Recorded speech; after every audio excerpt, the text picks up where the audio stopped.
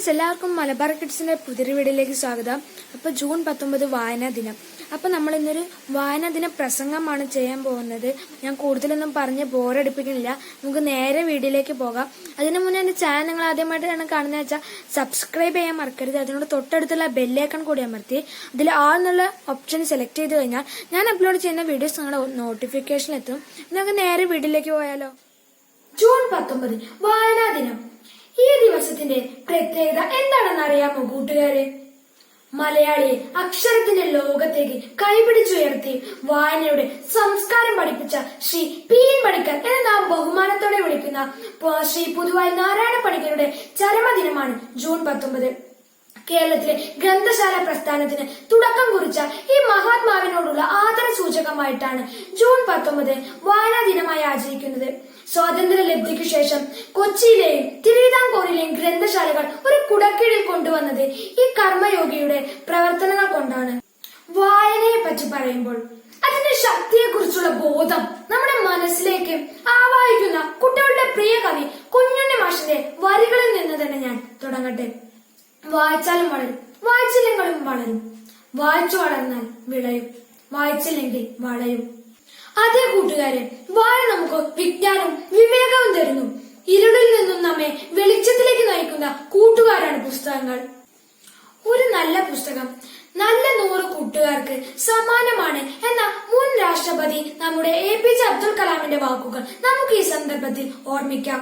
മനസ്സിൽ നല്ല നല്ല ചിന്തകൾ വളർത്തിയെടുത്ത് നന്മയിലേക്ക് നയിക്കാൻ ഒരു ഉത്തമ പുസ്തകത്തിന് സാധിക്കും.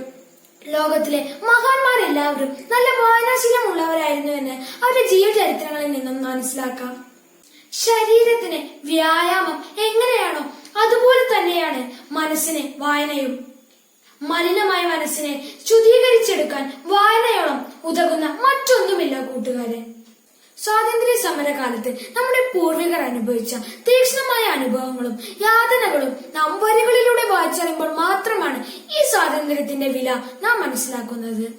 SK പൊറ്റക്കാടിന്റെ യാത്രാ വിവരണങ്ങളിലൂടെ നാം എത്ര അന്യനാടുകളിലൂടെ സഞ്ചരിച്ചു. പൂയകാല സമൂഹത്തിന്റെ നേർക്കാഴ്ചകൾ നമുക്ക് കാട്ടിത്തന്ന അഗ്നിസാക്ഷി പോലെയുള്ള നോവലുകൾ ഇന്നത്തെ തലമുറയ്ക്ക് സാമൂഹിക അനീതികൾക്കെതിരെ പോരാടാനുള്ള ഊർജം നൽകി. അതാണ് വാക്കുകളുടെ ശക്തി.